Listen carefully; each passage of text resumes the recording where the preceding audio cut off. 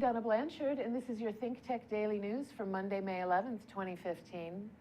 Persian Gulf leaders are set to meet with President Obama at Camp David this week, but King Salman of Saudi Arabia has apparently decided to show his displeasure with Mr. Obama and disdain for the meeting by announcing just today that he won't be going.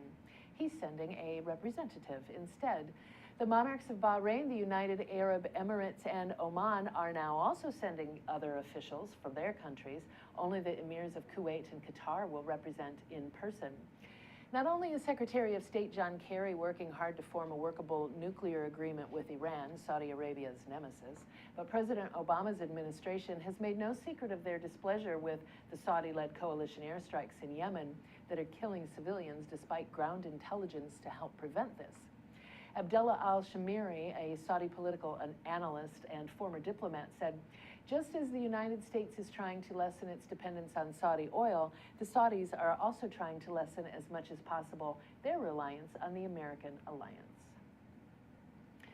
More than 1 million persecuted and stateless Muslim Rohingya live in Myanmar but are rejected as citizens. They're not even called Rohingya, they're called Bengali, which implies that they belong across the border in Bangladesh. But Bangladesh also rejects them and has more than 200,000 of them in refugee camps.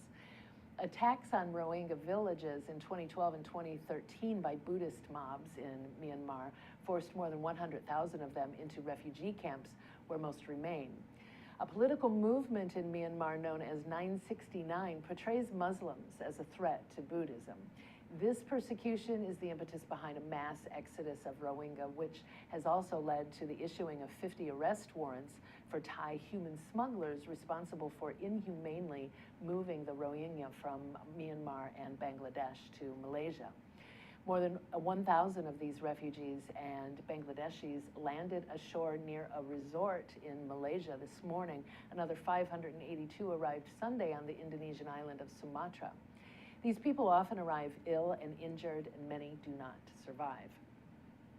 The general manager of the 4 Points by Sheraton in Langkawi said hotels on the island organized to send food and water for the refugees. All of them will be sent to the Malaysian mainland. An Irish prawn fisherman caught a Russian submarine in his net on the Irish Sea. It seems that the Russians, in conflict with Ukraine and butting heads with David Cameron, are exploring boundaries by sea and air. They've already caused Britain to scramble fighter jets to escort Russian bombers out of the UK airspace over the last few months. The incident with the submarine and the fishing boat, the Karen, happened while the British Navy was busy with an appearance of a Russian destroyer and two support ships in the English Channel. Similar events have occurred off Sweden, Finland, Norway, and the Baltic states, recalling the Cold War, during which the deep waters of the Irish Sea were known as Submarine Alley. Dick James, chief executive of the Northern Ireland Fish Producers Organization, said, "It's worrying that we are harking back to the old times, and I hope we are not going back to the 1980s. Indeed. Ahui ho, everyone. Donna Blanchard, ThinkTech Daily News.